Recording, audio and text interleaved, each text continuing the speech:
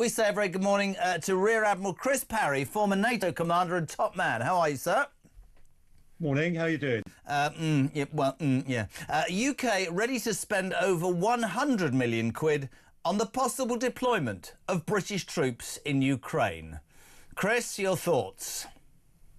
Well, Jeremy, I think we've discussed before, this is probably strategically the most irresponsible government in my lifetime. This is one that's going to surrender the Chagos Islands to China, India, and anybody that really wants to use the Chagos Islands.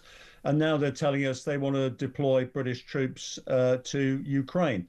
And this is after Putin has said the one thing he won't put up with is NATO troops in Ukraine. What are they going to be there for? As far as I can see, it's just going to be camping for fun, because unless you're prepared to fight and kill Russians, you're not going to deter them. The best people to be peacekeepers in Ukraine are the Ukrainians. We should arm them to teeth, and we should stay well clear, because it will be a provocation to Putin, which he will take advantage of.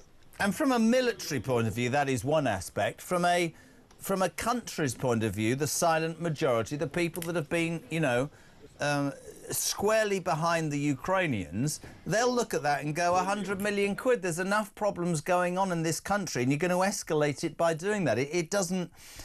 Again, and I think it's a fair criticism, there's so much posturing by this government, so much posturing, and you wonder whether this is just the latest thing to say, like the rape gang inquiry. We'll just say we're going to have one. We'll say we're going to sort out net zero. We'll say nothing ever happens. To me, this government is summed up best by the Prime Minister is somebody who seems, I think, to listen to focus groups and say things just to get a reaction, Chris. This is barking mad, isn't it? Well, yeah, I just don't think this Labour government has any strategic statecraft at all. They don't understand how to threaten and use force. And when they think of deploying military forces somewhere, I'm sure they're not taking the advice that they're being given by my former colleagues. It is absolutely ludicrous to suggest that our troops have the capability to survive in Ukraine if they're attacked by the Russians. And sure enough, the Russians will attack them. They'll provoke some sort of action, and we will run for cover because our politicians will lose the will.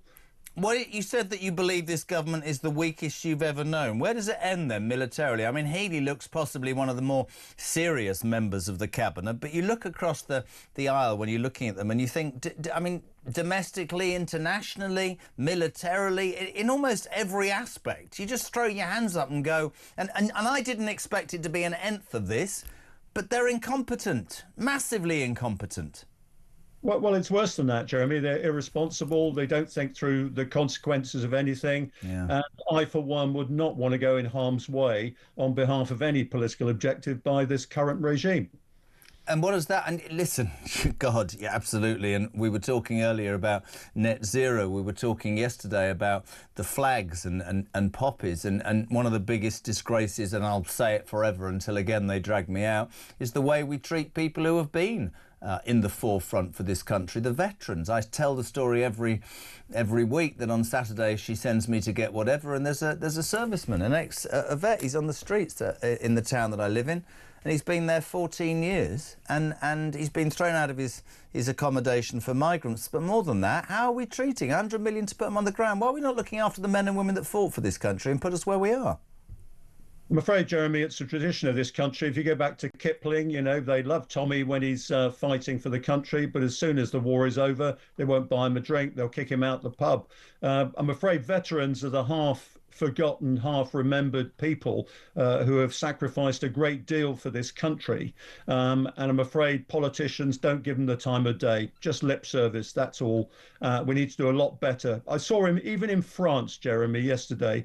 I saw baguettes that had wrappers on them that said, "Remember our veterans." Remember their sacrifice in French. Now, if the French can do that on Trafalgar Day, it's Trafalgar Day today, by the way, so we need to toast the immortal memory of Lord Nelson and remember the sacrifices that those people made in those days against totalitarian rule, and we're having to put up with this on a daily basis in our own country. Couldn't agree more, mate. It's always great to have you on. The legend that is Rear Admiral Chris Parry talking about the decision that this government wants to put troops on the ground in Ukraine. That'll cost 100 million quid. Looking